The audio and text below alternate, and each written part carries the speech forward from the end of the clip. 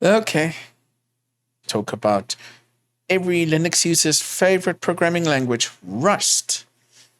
And today we're going to take a critical look at some of the new inline helpers features coming in 7.1 kernel. But before we go there is some advocates and some non-advocates when it comes to this topic, and there does tend to be a cultural divide. The Linux kernel community has made it abundantly clear they don't want Rust, right?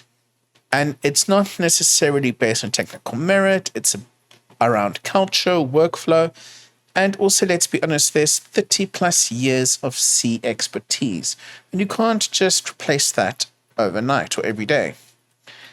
And the culture divide is with 30 years of this deep constitutional knowledge, there is a very big belief of if it ain't broke, why fix it, why change it?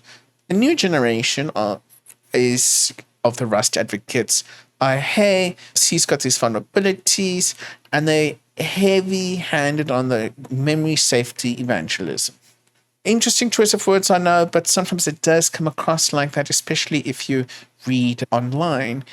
And of course, the DMA maintainer, Christoph Halvig, basically was saying maintaining multi-language projects is a pain I have no interest in dealing with. And Torvalds, of course, said in 2024, the disagreements have risen to almost a religious undertone.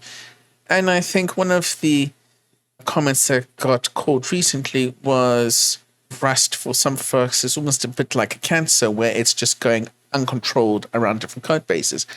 And just for clarity and for being upfront, folks, I use Rust in some of my projects. I have nothing against Rust or the Rust community, but I can see the other side of it why folks do get annoyed about it. But what is actually happening in the new Linux kernel? There's the marketing and then there's reality. Marketing is going to tell you that this is perfect, better than ever before, and reality might tell you something different. One of the bigger changes is the Rust version bump. Essentially, it's going to align with like Deb and Trixie, where Rust has been bumped up from version 1.78 to 1.85. And it's basically, it's toolchain maintenance, not really much of a bigger feature change. But what is changing, of course, is the bin gen update. Basically, it generates some bindings from C's headers, and it's basically extremely critical to get Rust and C interoperability, basically making sure that Rust and C are going to communicate with each other pretty easily. And these version updates are not just done for the fun of it, it's necessary housekeeping. It's not going to make your system faster or necessarily more secure. It's just a prerequisite needed for the actual feature. Basically, what is this feature? It's an experimental option that promises better performance, right? But it comes with constraints. So what does it actually do? It's similar to the existing link time optimization, but limited to C helper functions. And it links intermediate representation before generating code, and not just built-in code, notable modules benefit.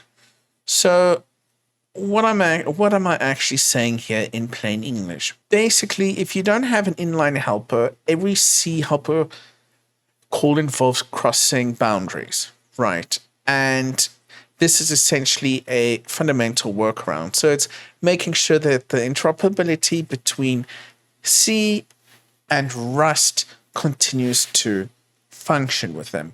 And of course, this has hard requirements with it. Clang is required. Normal GCC won't work. Right, the GNU compilers. You have to use Clang as a C compiler. You have to have correct versions. And of course, this has to be enabled specifically in the new kernel that's coming out. And all of this work, what is this monumental performance improvement amount? 2%. Right. The benchmark is a synthetic benchmark, doesn't touch real world performance, basically just for more raw overhead. But yeah, allegedly, they've said it will have about 2% performance here, and for NVMe driver, 0.5%. Anything to do with your file system and user applications is like 0%. But the interesting thing about this is if we weren't mixing Rust and C together, we wouldn't have this overhead. So we wouldn't need this 2% improvement in the first place.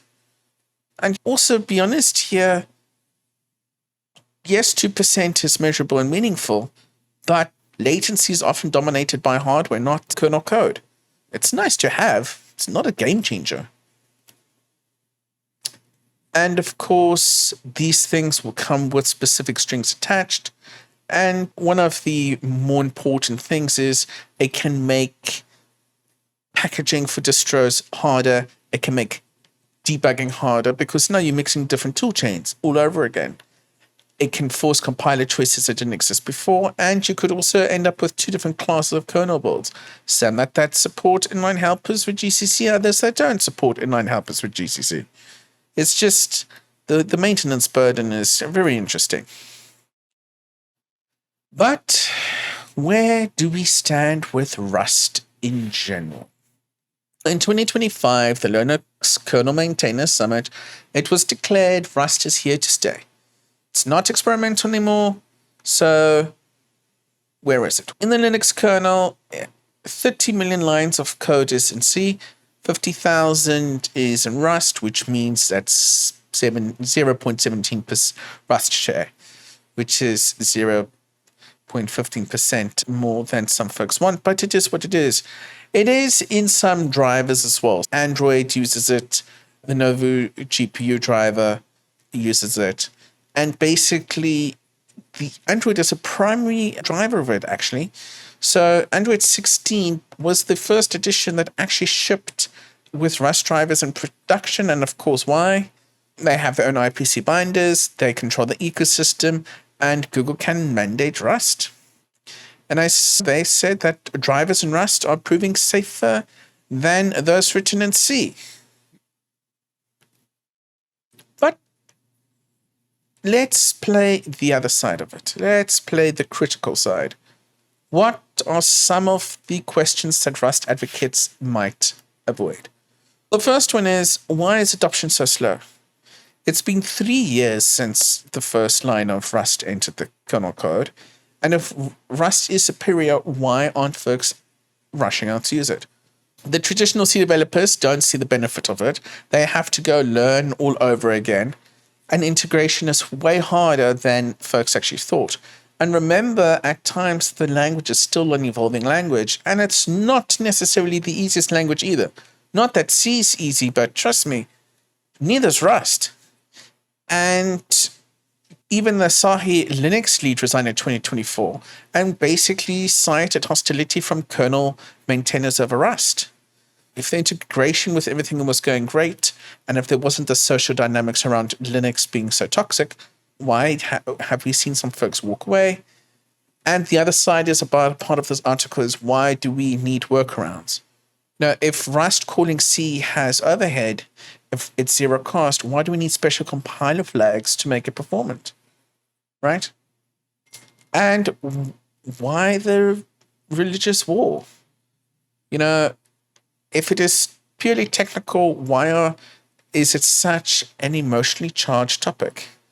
You know, is it about, I'm a C programmer, I'm the authority, I'm fear of change? Is it, I'm a Rust developer, it's only memory safe, I don't want to learn old code, right? It's important to know that there's no easy answer here. Rust in Linux, it's a mix of technical merit, cultural resistance, genuine challenges, and anyone that's telling you it's a simple thing, well, it's not. So let's be real. What is actually happening here?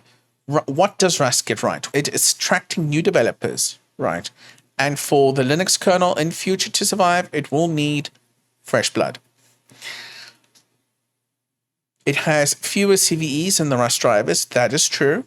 did have race conditions, but not memory corruption. And of course, memory safety has been, for now, proven to be measurable because it eliminates a whole vast of them when you are compiling it. Right. Rust gets strong. The integration is harder than promised. The community relations are toxic. The one side is the C developers are hostile. The other side is the Rust advocates can be preachy and dismissive of concerns. Right. And the learning curve to just learn Rust is not an easy thing either. But the future is definitely, it's growing slowly, but it's getting there. It's maturing. It's there in Android, as we've mentioned. DRM requiring Rust for new GPU drivers, that's happening. And the balanced truth is, it's not a disaster. It's not at the end of the world. And in some use cases, it will have a genuine advantage. Mm-hmm. So, there we are. 7.1, it's been added. It's a small incremental improvement that addresses some performance limitations. It's not going to change things overnight. Community tensions aren't going to go away. And it's still going to be messy. But do you use Rust? Do you dislike Rust? Do you not like it being added into the kernel? Let me know down in the comments. As always, thanks for watching and bye for now.